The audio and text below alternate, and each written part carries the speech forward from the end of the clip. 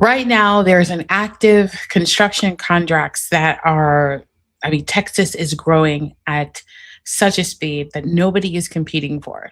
And in this video, I'm going to share with you exactly why, if you're running a construction company that's located in Texas, that you should be listening up. My name is Melinda Cologne. I am a government contracting advisor and enterprise value architect.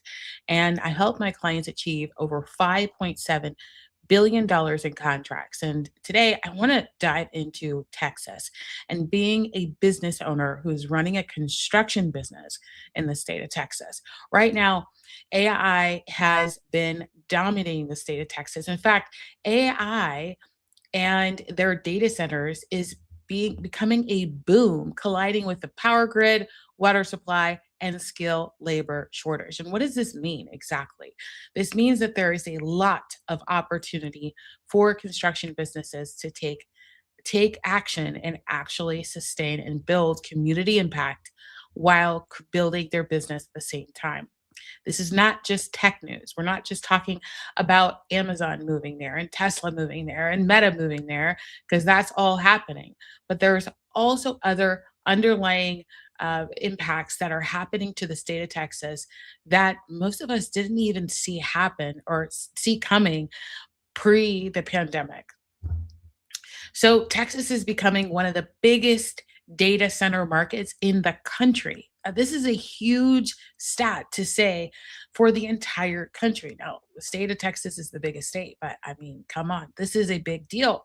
That means that the ERCOT is recently projected electricity demand could reach about 360,790 megawatts by 2032, compared with all-time peak of 85,000 megawatts in 2023. That is a staggering number. It's a massive jump and it's driving a population growth. Now, anytime there is a population growth in any part of the country, that means that there are dollars to be spent. Like, think about it. When you're moving from one state to another, what happens? You're not just moving your family, but you're also taking your investment dollars with you. The tax dollars that you've been spending in the previous state are now being spent in the state that you reside in. And because of this, because there's so many new jobs being created, there's so many businesses that are relocating to the state of Texas. Now there is a higher demand. And of course, state, local, and federal agencies are responding to that, thinking, how do we solve or provide solutions for the ultimate problem that we're going to have, which is an increase in population? There's going to be an increase in traffic. There's going to be an increase in airport traffic and roadway traffic, all the way around, including they'll need more retail for, groceries and everything that a human being needs, schools, colleges and universities, everything, hospitals. These are all going to be reactionary to the population increase. So, how does this impact your construction business? How do you actually take advantage of this opportunity to not only win government contracts, but also be a partner in the growth of your communities? Recently, I had a conversation with someone at the Department of Transportation, and they were sharing that they have a 10-year plan that includes more than $146 billion in transportation investment for local roads, congestion relief, and major highway projects. And that creates steady demand for civil contractors, engineers, surveyors, inspectors, construction managers, material suppliers, traffic control, and specialty subs. But the threat is that if you're a smaller or mid-sized construction firm, you could keep bidding the same way, pricing the same way, and staffing the same way. But Texas may get more expensive and harder to compete in because labor, electrical equipment, power availability, tariffs, and financing all major projects harder to price. Now, a Dallas Fed construction survey found that about three quarters of respondents said that tariffs affected them. 40% raised bid prices, and one third passed most of all tariff costs to owners. So, how does this impact you as a construction firm owner? Well, at the end of the day, we're not going to be competing on price. We're going to be really solid and establish those margin boundaries that you need to in order to deliver with excellence. You see, at the end of the day, this is not price gouging. We're not trying to inflate our numbers more than they need to be, but we're just translating our numbers to be in alignment with how what is necessary to deliver a successful project, perform the work exceptionally well, and build a long term relationship with these agencies. They're in need of your services. And if you're thinking to yourself, well, they already have their pick. Well, here's the thing, they may have their pick for specific projects, but they haven't met you yet. They don't know about your past experience, especially if you've just gotten your business registered, or maybe you've gone on sam.gov and you've done some registration. You need to get registered in your state and also in your local vicinity. So your city, your county, or your town, and your districts, because those are opportunities for you to build those long term relationships that stand out from folks that may have a bigger stretch or a bigger business, but they don't have the personal relationships that are necessary to know what's going to happen before it actually happens. Be a part of how the solution gets made. And actually, I'll give you a quick tip right now. The number one job of the government is to spend money. And when I say that, most people say, of course, they spend our money every day. Well, of course, they buy the services that you offer every single day. And wouldn't it be great to be able to sell those same exact services that you offer to other clients that are not in government to the government, because you, someone who is excellent at what you do, and an advisor, a consultant, someone that their clients trust, to actually provide that same service to an agency that is looking to steward those tax dollars the best way possible. It sounds like a win-win for me. And that is what I educate and I instruct people to do. Build those long-term relationships in your community, because you're a part of the change that you want to see in your community. And this is an opportunity to do so. So Texas isn't just growing, it's overheating. And when a state overheats, the money moves towards the firms that can solve the capacity problems, power capacity, water capacity, road capacity, housing capacity, and labor capacity. Now, what are some things that you could do? I'm going to give you a couple of examples based off the research that I've done. Now, I also want to cover that this is not just state, local, and education, right? There's airports, there's also the state agencies like DOT, but there's also federal agencies that are buying within the state of Texas as well. I went ahead and I pulled up USA spending, and I'm just going to show you that really quick. So, USA spending is showcasing that in 2025, there were spends of over, what's it, $5 to $6 billion in the year 2025 buying building and construction services, specifically for one specific NAICS code that's related to building and construction and commercial institutional services. Now, that's the Department of Homeland Security, the Department of Defense, the Department of Transportation, Environmental Protection Agency, Department of Housing and Urban Development, GSA, General Services Administration, Department of Veteran Affairs, National Science Foundation, Department of Energy, and the Department of the Interior. Now, these contracts are staggeringly high, and that's what you get out of construction. That's just what it is.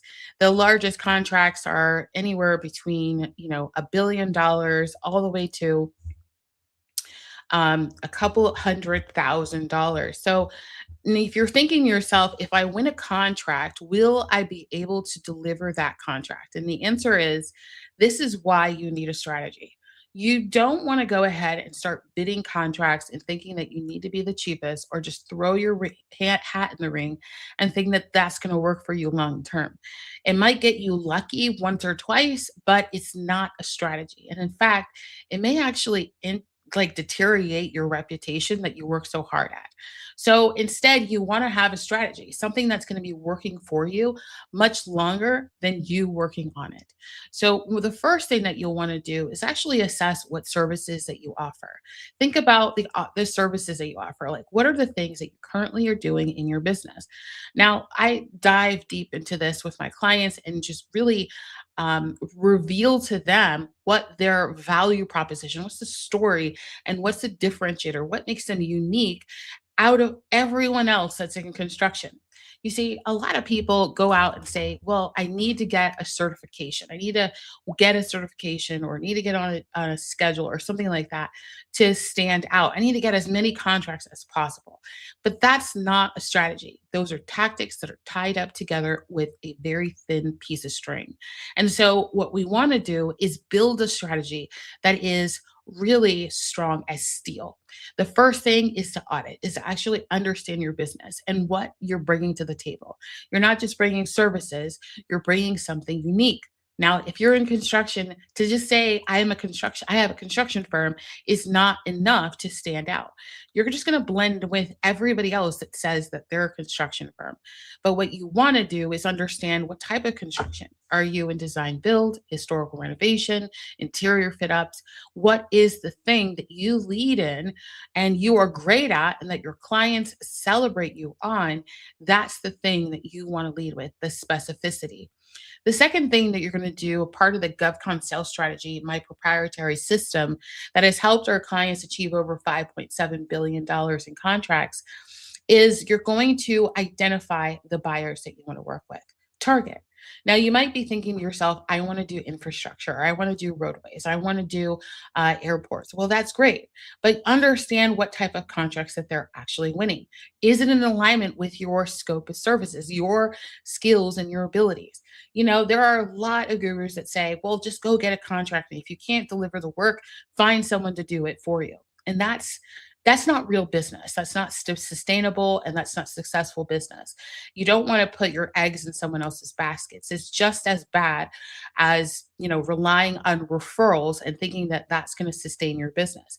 At one point, those referrals are going to be so inconsistent because you're running a real business that has real deadlines and has real bills and real team members to pay. So we want to have some consistency, some predictability. And this is the number one reason why government contracts becomes that solution for businesses like yours who are running construction businesses, whether it's vertical or interior, or it could be anything. I've worked with clients in all different types of construction businesses, and I understand your business and what it means to actually run your business. It means that you're going at a pace faster than anything that you could imagine. You're laying your head at night on your bed thinking about what needs to get accomplished the next day, and at 2, 3 o'clock in the morning, you're just about to get awake, but you're beating your clock, your alarm, because you've got so much to do. You're on the job site before the sun even rises, and your day is pretty much extended way longer than anybody in your household. And that's what's happening every day for construction owners. But there's the thing, we're wanting to create stability. And when you're creating stability, you have to understand the next three steps that I'm going to share with you, which is strategize. The third step is strategize. Now, once we have identified specifically the value that you have, and we've communicated it to the right buyers and connected the dots to what they buy that I can actually sell, we want to strategize. What is the position? Now, depending on the size of your company and the scope of services, you might be a $10 million business and think, well, subcontracting makes the best sense because it's not necessarily about the dollar value, it's about the scope of work and where it fits within the overall contract that you're bidding on. The same thing for a smaller firm. Now, you might think to yourself, I'm $1 million firm.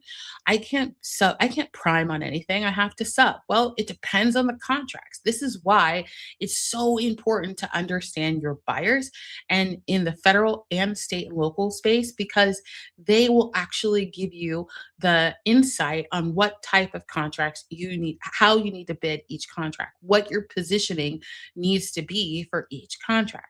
Now, once you understand your positioning, then you move on to submitting. There's a strategy to pricing. You see, everything has buyer psychology tied to it. The words that I use, the inflections that I have, even the numbers that I have. When I say that I help clients achieve over $5.7 billion, well, it piques people's interest. And the other stat that I can share with you is our steady win rate of 74% over the last 4 years. Now, how do we get that? How do we get those results for our clients? That's the next question and ultimately helps you lean in. So, what's the thing that you can articulate in your pricing strategy that's going to make the buyer lean in? I had a client actually was went ahead and took my advice and bid their standard pricing with a healthy, comfortable margin within their pricing. And they submit a bid.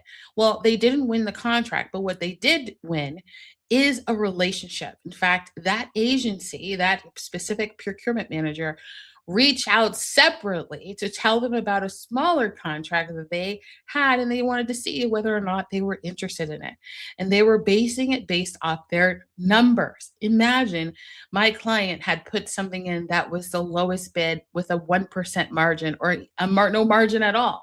Can you imagine the agency calling them and asking for work and saying, hey, is this your real number? Is this what you're going to charge us? That would be so devastating. And it would be a friction or like a conflict in what they had submitted. So these are all things to keep in consideration when you're submitting your price. How are you submitting your price strategically so you can stand out from everyone else? This is not about just, putting a number and just doing it blindly and throwing spaghetti at the wall and thinking that something is going to stick. Eventually, it's going to have to work. A strategy, following the steps sequentially and responsibly is how you win contracts. Now, the other side of it is if you're submitting a price and a proposal, or just a proposal as one of the steps in the process, the proposal also speaks highly of what you believe about yourself, even the messaging. Like, one tip that I can share with you really quickly is how you say things. Now, if you say, we can deliver this work, or we have an opportunity to provide, or the worst thing is that if you start out with, thank you for the opportunity for submitting. Now you're taking yourself out of being an advisor and a consultant to someone that they're hiring to do the work. They have a lot more questions or concerns when you're not showcasing yourself as an authority.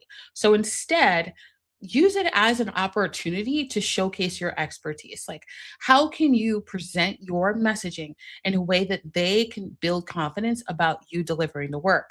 And it's really quite simple. It's just translating what you say and what you feel to what you want to be like.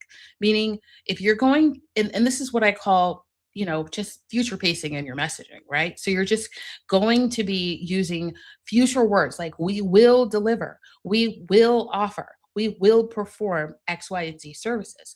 Now it's creating momentum in your messaging. And ultimately, it feels like, wow, I feel like they have confidence behind their words. They're not hiding behind what they do or trying to blend in with a whole bunch of words and copy, thinking that this is a good proposal because it's got a lot of pages. That's not the point. Did you help them understand clearly and confidently that you are the best fit? If you didn't, and if you don't feel confident about it while reading through it, then it's probably not a good idea to submit. You want to feel confident about the words you put in front of any buyer. And then last step is to track. Now, once you've submitted your proposals, most people just walk away and say, "Hey, that's the score. All right, well, I'm just going to get ahead and either lose or win." You lose, well, I'm going to keep trying again and using the same information over and over again. And that's just not real. Like, would you just keep doing the same thing and expecting a different result? No, that's literally the definition of insanity. Yet, contractors of all sizes and construction firms are doing this every day. They're responding the same way and expecting a different result instead of tweaking it and tailoring it and understanding what did we actually do right and what did we actually do wrong. Asking for scoring sheets and a debrief and updating their narratives and their pricing and understanding that specific agency. Now, it's not to say blanket, okay, well, that's the messaging that I need to use for every agency. No, you actually want to customize it because it's a different agency. Every agency has their specific mission, vision, their goals, and initiatives that they're driving for their specific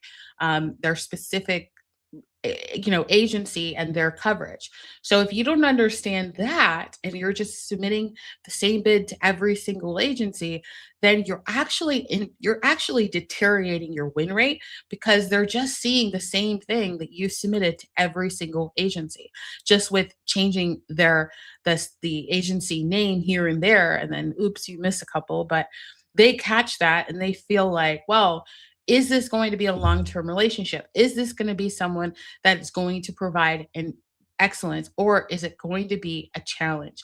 This is why there's extra steps the higher the bid value. So if a contract is six figures, more likely you're not going to go to presentation or interview. But if you're looking at a seven or eight or nine-figure contract, you're definitely going to some way of interviewing or presenting your approach for delivering the work. And that in itself is not just an interview of the work. They're interviewing you. They're saying, is this the same team that submitted this proposal?